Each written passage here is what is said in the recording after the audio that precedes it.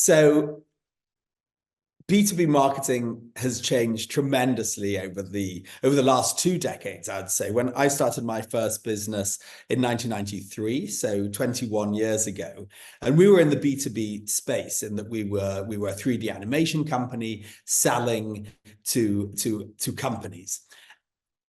When I look at what we did back then and I compare to what we do now, selling B2B marketing, we're really lucky now and fortunate because of technology. If I give a very simple and almost superficial way that we're using technology, just the rise of the internet and the access to information about, for instance, companies we'd like to sell to, that information is so available to us now, and it wasn't back in 1993. So if I have a potential client I think we should market to, sell to, I can now go and get so much information about that company and even about the people I'll be speaking to, through LinkedIn and so on. So I think the first way that technology has impacted B2B marketing is the ubiquity of information about potential clients. The second way that B2B marketing has been affected by technology is the proliferation of excellent digital tools that are improving every day. And when we look at the tools that are available now, especially to small businesses like my own, and we have access to really sophisticated functionality that was only available, even just a decade ago to much larger companies. So the digital tools that are available to us now is the second way. And then finally, the third way is and it's probably a segue into the next topic we'll discuss, which is the access to data. So once we've done something, we've done a marketing campaign, or we're doing a marketing campaign, we have access to all this information, which allows us to measure how well it's working, to see the impact. So advertising, to take an example, in the old days, there used to be this saying, we know we're wasting 50% of our budget, but we don't know which 50% we're wasting. Now, with technology, our marketing efforts can be a lot more efficient, for want of a better word.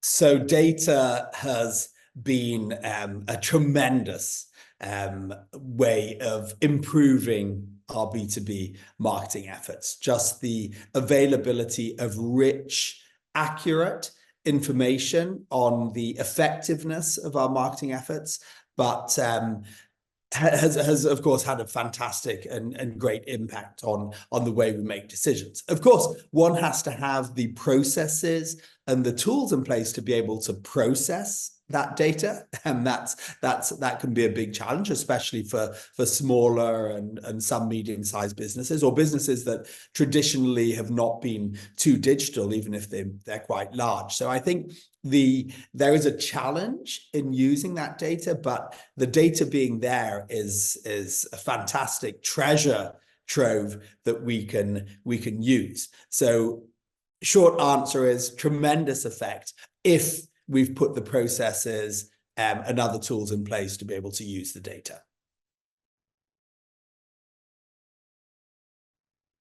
Personalization and customization can happen at different levels in the B2B marketing process. I think at one level is actual personalization and customization of the product itself, especially if it's a digital product. But we're seeing it also in manufactured products, and that you being able to use technology where you can do mass customization of even products that were in the past quite complicated. I think some of the technology that's coming into the manufacturing space, for instance, in terms of 3D printing and additive manufacturing, where we can actually, at a much lower cost, do this customization for a single individual customer. That's one way.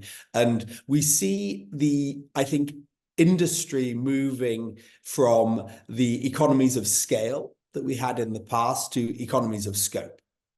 So that's one way. And again, particularly in the digital domain, where we can, through cleverly building our digital products, we can actually make a digital product that looks like it's been completely customized for a particular client, when it's actually started from a very standard base, but the clever design can make that customization work very well.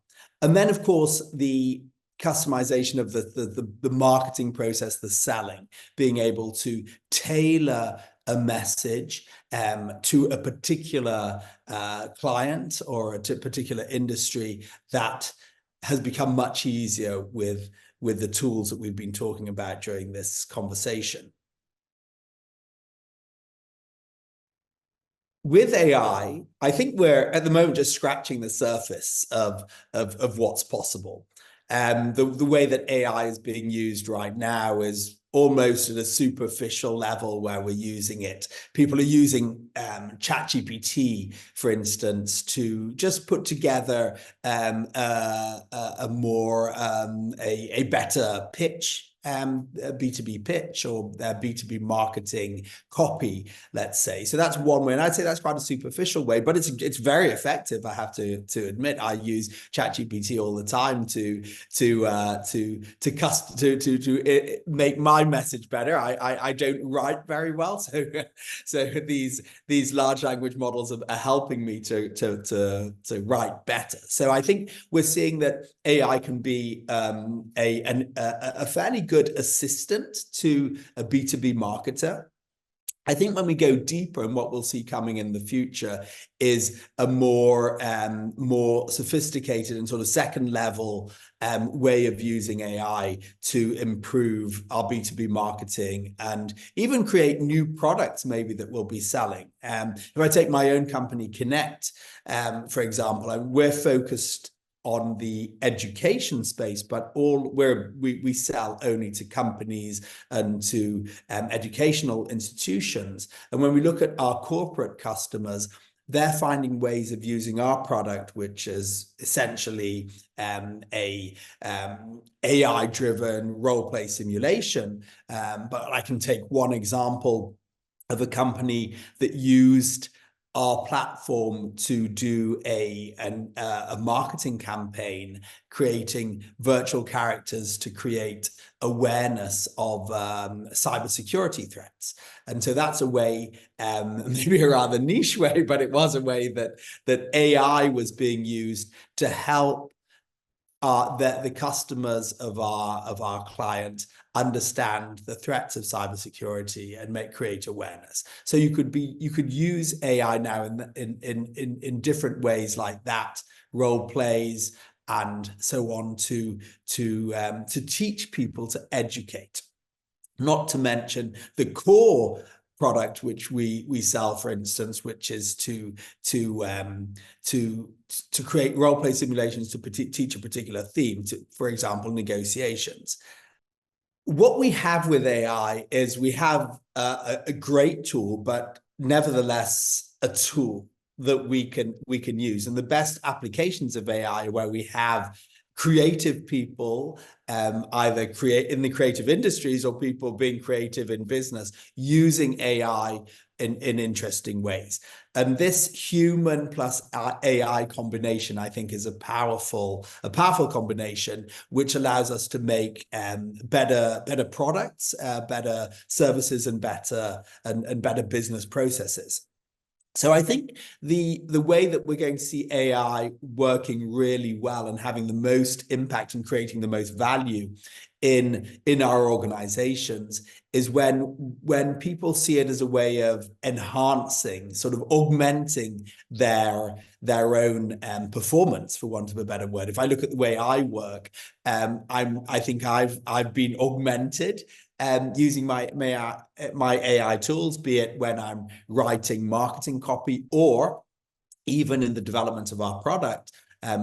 our developers, and I still do some coding myself too, we use AI to help us improve the code, to help us be more efficient. So AI has become a little bit like a bunch of extra employees we have who help us build a better product and build a better company as well. So I don't think, and there's a big fear, of course, that AI is going to replace people. I don't think that is going to be the case in the near future. I think people will work better and more efficiently. And if we look at every transformation, every industrial revolution, or the incorporation of technology over the last 70 years, or even over the last 100 years, there's always been an increase in productivity and efficiency that's come in. And so the main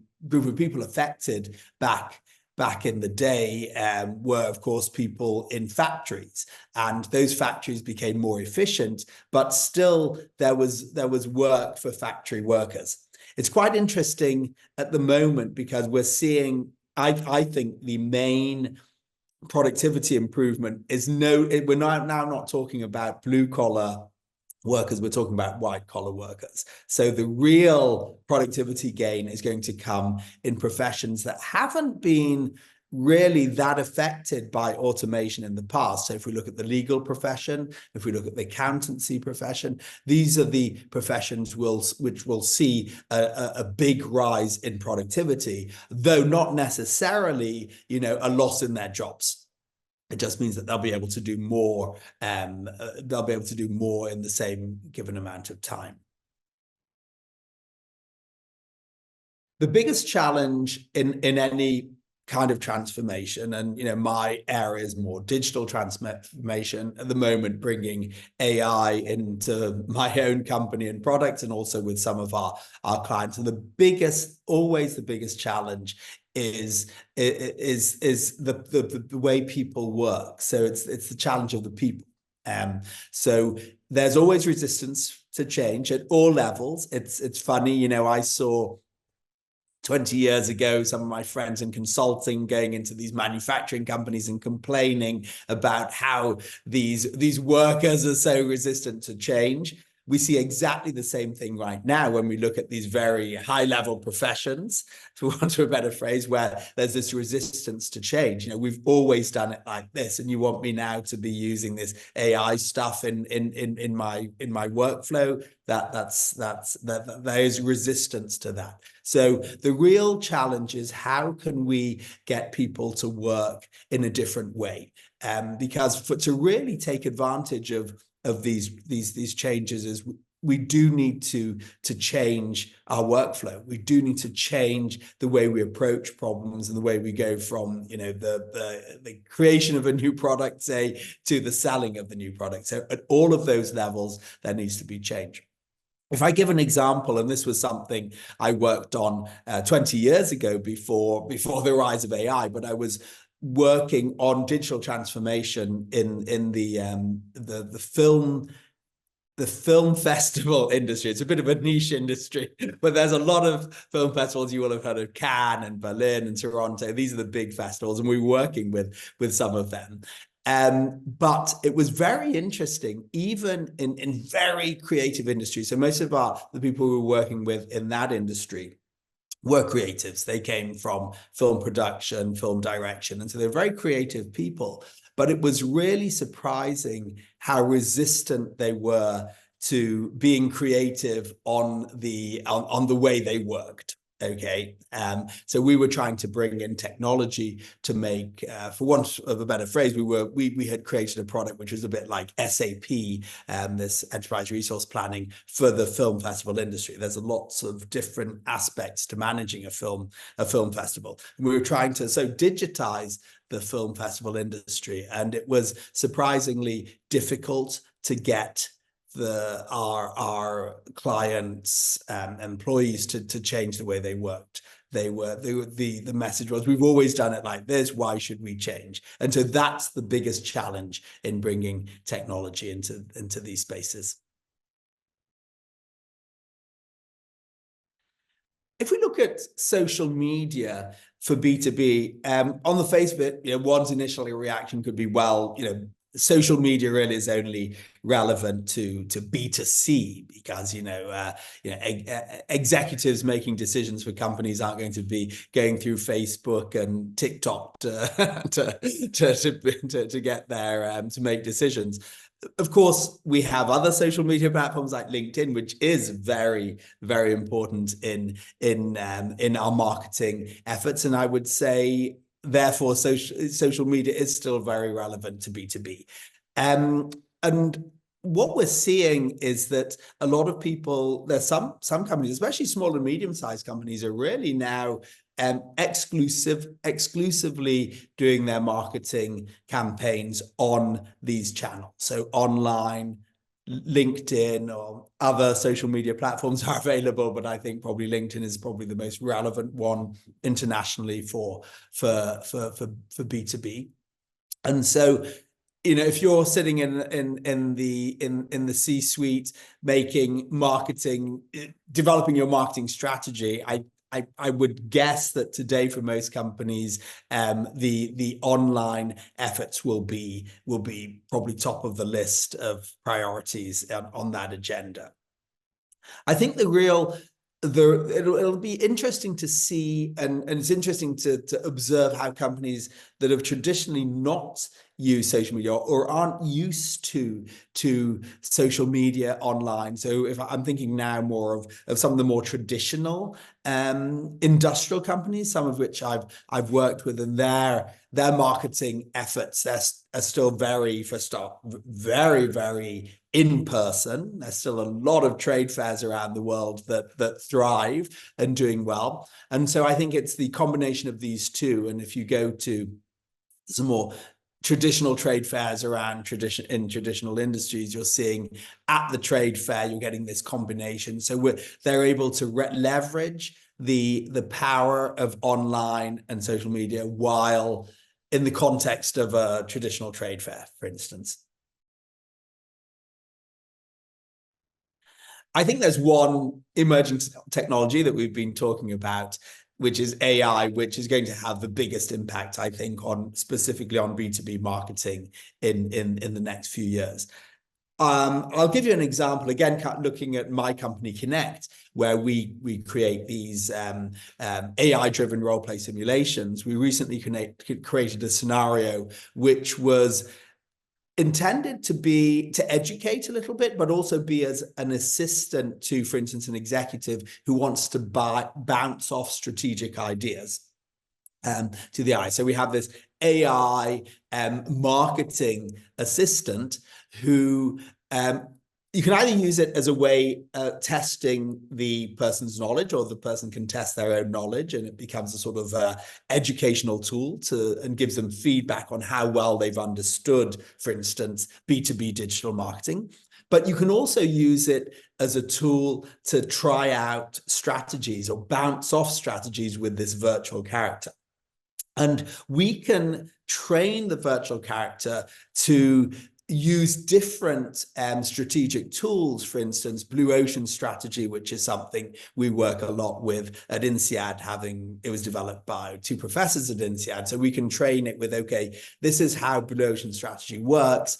And the executive can then try and bounce off blue ocean strategy ideas against the AI and get feedback on that. So I think AI and technology will help us as we craft new strategies, and maybe even help us with the implementation. Okay, come up now with we've agreed on the strategy. Now come up with an implementation plan. Where AI technology works very well, and coming back to what I've said earlier in this conversation about there still being the very valuable human component, there are some things that the AI does very well, which is having perfect memory is one thing. So when we use Connect for these kind of things, you have a record of what you've done and said, be it 2 weeks ago. You can come back and you've still the AI virtual character remembers perfectly what you said 2 weeks ago. So if I'm using it as a tool to help me develop my strategy, it can say, Adrian, just remember that, 2 weeks ago you said that. Don't you think that's a bit incoherent, what you're saying now? So one is perfect memory. The second thing, as I've alluded to, is to build in frameworks which come from excellent academics and years of research and so on. You can build those frameworks into the AI, so it's using a recognized and credible tool to help you build a strategy. You could even ask it to explain why this strategy works and how well does it work with a particular strategic framework, for instance. So that's the second thing. The third thing is just this ability then to correct or to tweak, to say, okay, I'm not really happy with what you came up with, because I don't particularly agree with this particular part, which I don't think would work. And then the AI can go back. And what's nice is that the AI does unless you prompted it to be like that, to have a character with emotion, but which we can do, by the way. But if you've generally a character, the AI will be neutral. So it's not going to be disappointed that you don't like its strategy. It will go back and come up with a new one. It doesn't get tired, and you can ask it to work for you at any time of day or night. So those are the advantages. Notwithstanding, if you combine the AI with human creativity and our human power of and human intelligence, which is still on a different level to artificial intelligence, then I think you can have a good combination. Measurement and ROI also, of course, come back to the data that we can gather and how we can use that data. So we can now invest a certain sum in a particular campaign and far more accurately see the effectiveness based on the KPIs that we've defined. And it may be that they are different, but we can try different things out. Say, on this KPI, maybe it's working well. On this other KPI, it's not working so well. So the short answer is just being able to generate all of this data and then put a data analytics, a BI, business intelligence layer on top and extract the information that we particularly want is of course a fantastic thing to have nowadays. Again, it does come back to how well the processes in your organization have changed, how well the people have been trained to use this data. I've seen cases of a company generating masses and masses of data at all levels, but actually not being able to use it. I came across one case of a company, an industrial company, who had actually very interestingly incorporated in their physical product data acquisition tool. I won't go into what the industry was for confidentiality reasons, but they were able to access data from millions of consumers through their product. But traditionally in that company, it was the finance department that dealt with data. So, it was a finance department that had put in SAP, Enterprise Resource Planning tool, and had been dealing with financial data. But they were getting data now through their product, which was going to the marketing department. And quite simply, the marketing department was not set up to deal with that data. So they were, and unfortunately, it was a bit of a siloed organization. They had fantastic data coming in, but no way to process it. So how well we use these tools and how well we are able to get a better view of our return on investment and the effectiveness of our marketing campaigns will depend on how well we change things at the organizational level. So I guess at the end of the day, it does come down to leadership. For me, I think the biggest ethical consideration when we use AI is the inbuilt bias of an AI system. The AI system has been trained by human activity, so it has built into it all of the biases that we see around us. Now, some companies have tried to build an anti-bias in their large language models, and that's actually had created probably an even bigger problem, where the models are behaving in rather odd ways and coming up with odd images. When I won't give any specific examples here, but when asked to create an image of X, have brought in some interesting interpretations of what that image should be. So this problem of bias, I think, is a big one. I think it's a big one, especially when we're using it for marketing, because we may see that we're just, replicating some of the mistakes we've been making as humans in our marketing efforts. We're just replicating those and maybe even amplifying them. It's a little bit ironic, because in the product I have, the Connect's role play product, actually, we deliberately sometimes build in bias because we want a particular virtual character to display certain characteristics. We're trying to teach something. So we may be teaching digital transformation, and you want to deliberately build in that this